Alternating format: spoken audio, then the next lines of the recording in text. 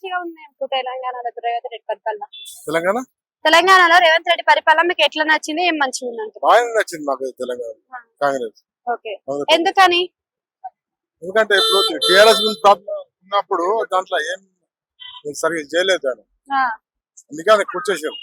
పర్వాలేదు కానీ రేవంత్ రెడ్డి వచ్చింది అప్పటి నుంచి పర్వాలేదు అసలు బాగా. ఈ ఫ్రీ పథకాలు పెట్టడం కరెక్టే అంటారా? ఈ బస్సు ఫ్రీ పథకాలు అంతా జర ప్రాబ్లం అవుతుందమ్మా. అంతే బస్ లా ఇప్పుడు జెంట్స్ కు చాలా సీట్ తగ్గిపోతున్నాయి, వాళ్ళంతా నిలబడిపోతున్నారు. ఓకే. అంటే ఫ్రీ పథకాలు పెట్టాలంటే ఎవరికి ఫ్రీ పథకాలు పెడతారు? స్కూల్ పిల్లలకి, అబో ఏజ్ సీనియర్ సిటిజన్ కి, వాళ్ళకి ఫ్రీ బస్ పెడితే అది వాళ్ళు ఊకే తిరగలేరు కదా. వీళ్ళు చిన్న చీటికి మాటికి పోతూనే వస్తే నాకు నిలబడి ప్రాబ్లం అవుతుంది నాకు. అంటే ఇప్పుడు మీ కాలంలో చూస్తే అందరు చదువులన్నీ కూడా గవర్నమెంట్ స్కూల్లోనే అయిపోయాయి, మరి ఇప్పుడు చూసే గవర్నమెంట్ స్కూల్ ఊసు కూడా వస్తలేదు కదా, మీరేమంటారు? గవర్నమెంట్ స్కూల్ గురించా?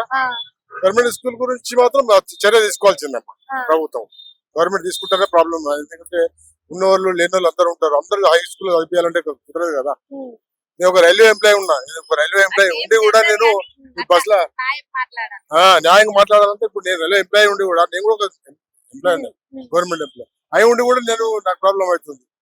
కాకపోతే ఇప్పుడు సీనియర్ సిటిజన్ కు బస్ సౌకర్యం ఒకటి చేస్తే బాగుంటుంది. Senior citizen